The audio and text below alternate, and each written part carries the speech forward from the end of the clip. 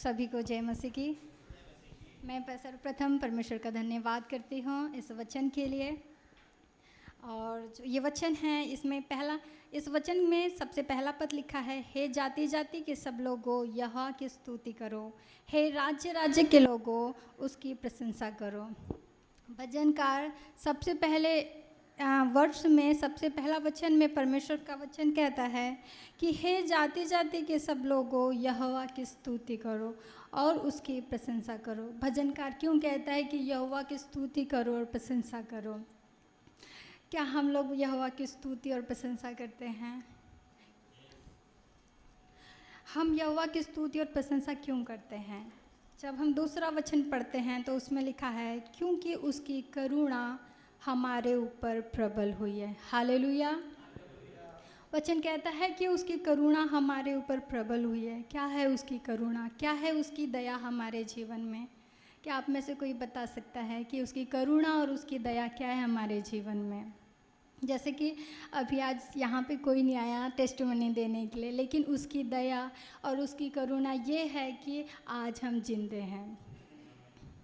आज हम जिंदे हैं, हम उसकी महिमा करते हैं। सबसे बड़ी करुणा है कि हम उसको जानते हैं। आज हम चंगे हैं, भले हैं, बहुत अच्छे हैं, हमारे पास सब कुछ है, हम अच्छा रहते हैं, अच्छा खाते हैं, हमारे पास हर एक चीज़ है जो हमें जीने के लिए आवश्यकता है। ये है परमेश्वर की दया। हम में से ऐसे कितने लोग होंगे जिनके पास रहने को नहीं होगा?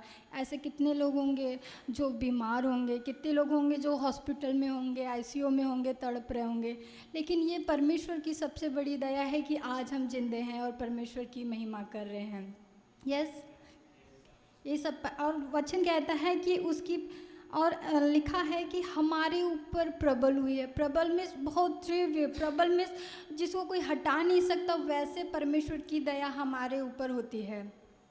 इतनी अनुग्रह और इतनी सामर्थ्य परमेश्वर की दया हमारे ऊपर है।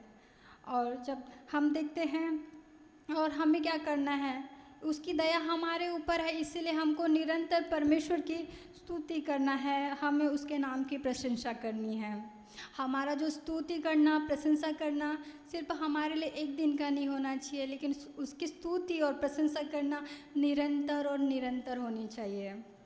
जब हम दूसरी लाइन पढ़ते हैं तो लिखा है, और यहोवा की सच्चाई सदा की है, यहोवा की स्तुति करो। हालेलुया।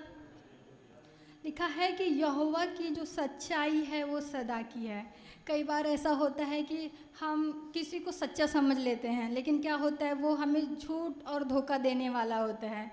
लेकिन क्या होता है, हमारा परमेश्वर सच्चा है। अगर हम परमेश्वर पर किसी बात के लिए जब हम विश्वास करते हैं तो परमेश्वर हमारे लिए पूरा करता है। क्या झूठा तो शैतान है, लेकिन परमेश्वर सच्चा है। परमेश्वर हमें हर एक उत्तम चीज़ें देना चाहता है। परमेश्वर बोलता है कि तुम विश्वास करो, तुम इधर उधर मत ताको, लेकिन तुम मुझ पर विश्वास करो। पर हमारा परमेश्वर सच्चा है, वो हमें हर एक चीज़ देता है, उसके वादे सच्चे हैं। परमेश्वर आने वाला है, उसका हर एक वादा सच्चा है। शैतान है झूठा, वो हमें बुरी अभिलाषाओं में, बुरे चीज़ों में, वो हमें हर एक को गलत चीज़ें बताता है। जैसे कि उन्हें क्या कहा अदन की वाटिका में आदम से कि तुम्हारी जो आंखें खुल जाएगी, लेकिन वहाँ पे क्या था, झूठ था। जब उसकी आंखें तो खुली, लेकिन उसकी आत्मिक आंखें क्या हो गई, मर गई। तो ये था, वो शैतान क्या करता है, हमें बोलता है कि मैं तुझे सारी वस्तुएं दे दूंगी, लेकिन ये क्या है, ये झूठ है। जबकि सारी वस्तुएं क्या है, सिर्फ हमारी है। हम राजाओं के राजा, प्रभुओं के प्रभु की हम लोग संतान हैं। और हमें परमेश्वर की स्तुति हमें 3 बातों के लिए करनी चाहिए। जब हमने पहला पढ़ा कि हमको उसकी प्रशंसा और स्तुति करनी चाहिए, पहला कि उस पे कि हमारे ऊपर उसकी करुणा क्या हुई है, प्रबल हुई है। और दूसरी बात हमने ये सीखा कि उसकी सच्चाई सदा की है। और तीसरी बात यह, क्या आप में से किसी को याद है कि हम पिछले सप्ताह भजन संहिता 116 में क्या पढ़ा था? वो है परमेश्वर का प्रेम। हमने भजन संहिता 16 में हमने पढ़ा था कि परमेश्वर का प्रेम, यहाँ पे लिखा नहीं है, लेकिन उसका प्रेम ही है जिसकी वजह से उसकी करुणा हम पर प्रबल हुई है। उसका प्रेम ही है जो उसकी सच्चाई सदा की है। सबसे पहले हम देखते हैं कि उसका प्रेम कहाँ हम देखते हैं। उसका प्रेम देखते हैं हम सबसे पहले जब पृथ्वी बनी, और सबसे पहला उसका प्रेम देखते हैं हम अदन की वाटिका में। परमेश्वर ने क्या किया, सारी चीज़ें तो परमेश्वर ने बोल के बनाया, लेकिन परमेश्वर ने आदम और हवा को अपने हाथों से बनाया। और सिर्फ हाथों से नहीं बनाया, लेकिन परमेश्वर ने क्या किया, अपनी जो श्वास थी वो आदम और हवा में डाला परमेश्वर ने। यस। और जब क्या हुआ, जब आदम और हवा की जब आंखें खुली, उनको पता चला कि वो नंगे हैं, तो परमेश्वर ने क्या किए, उन्हें अंग रखे पहनाए।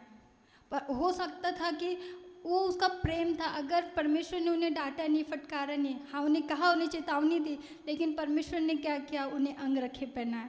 परमेश्वर का प्रेम इतना महान है कि परमेश्वर सिर्फ उन्हें अंग रखे नहीं पहनाए, लेकिन परमेश्वर जानता था कि वो श्रापित हो गए, वो पाप में पड़ गए, अब वो उन्हें श्राप से कौन छुड़ाएगा।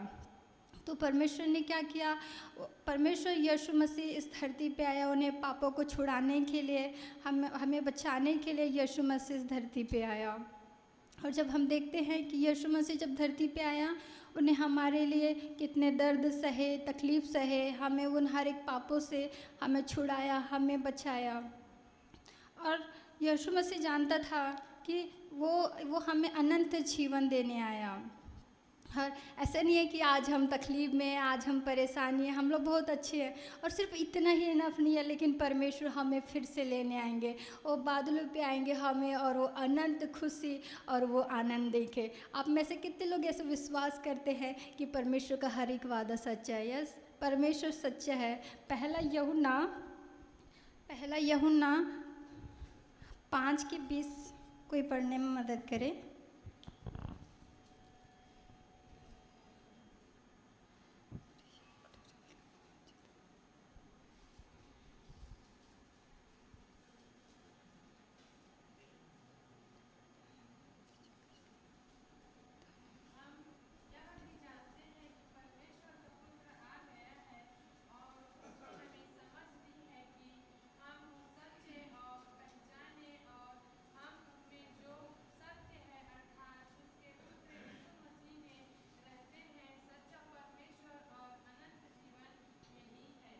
यहाँ पे लिखा है कि यीशु मसीह आया और उन्हें हमें सच बताया, और ऐसा लिखा है कि हम उसके साथ सदा के हैं। यस।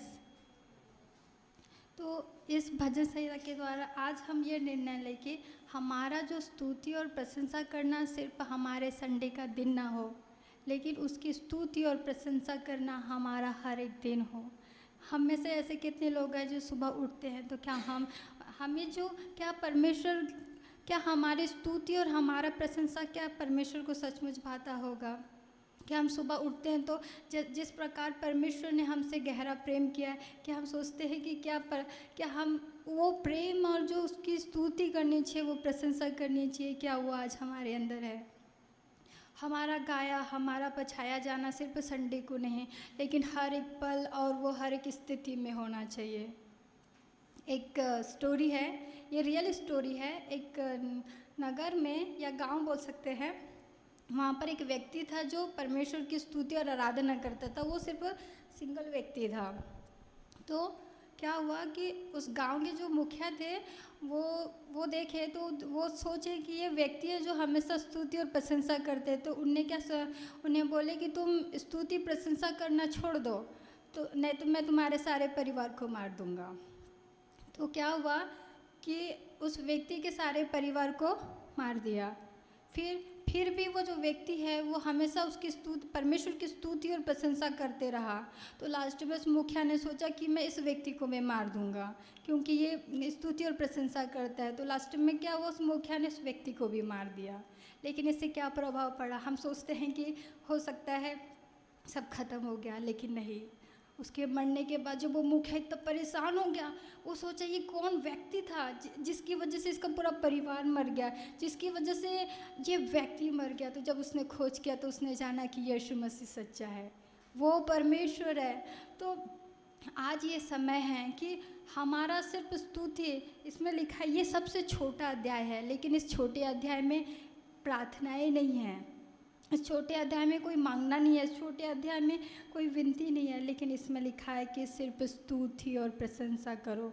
जब पौल और सिलास जब जेल खाने में थे तो उन्होंने क्या किया, लिखा है वहाँ पे भजन किया। जब उन्हें भजन किया तो क्या हुए, बंधनें खुल गई। वो सारी चीज़ें जो वहाँ पर अद्भुत काम हुआ, भूकंप आया, लिखा है।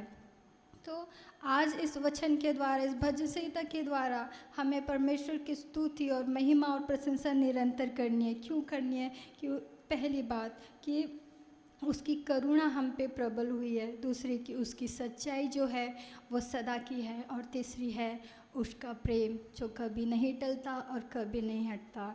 तो आइए इस समय हम निर्णय लें कि सिर्फ हम संडे को नहीं, या हम कोई एक समय नहीं, लेकिन हम निरंतर परमेश्वर की स्तुति करें। जब हम चलते हैं तो परमेश्वर की स्तुति करें, जब हम बोलते हैं या कोई काम करते तो परमेश्वर की स्तुति करें।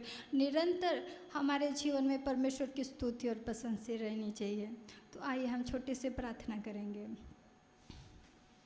धन्यवाद करते हैं सर्वशक्तिमान परमेश्वर पिता, हम धन्यवाद करते हैं प्रभु जी इस समय के लिए परमेश्वर पिता। हम निरंतर प्रभु जी आपकी स्तुति और प्रशंसा करने वाले बने परमेश्वर पिता। प्रभु जी हमारा सिर्फ एक समय नहीं, सिर्फ संडे की नहीं परमेश्वर पिता, लेकिन हम निरंतर प्रभु जी आपके परमेश्वर स्तुति और प्रशंसा करने वाले बने परमेश्वर पिता। ऐसी हम दुआ विनती करते प्रभु, होने दीजिए इस वचन के द्वारा प्रभु हमारे जीवन में एक नया बदलाव और एक नया परिवर्तन हो परमेश्वर पिता। हम धन्यवाद करते हैं प्रभु, हम सभी को परमेश्वर आपके हाथों में देते हैं और इस प्रार्थना को यीशु नासरी के नाम में मांगते हैं, आमीन।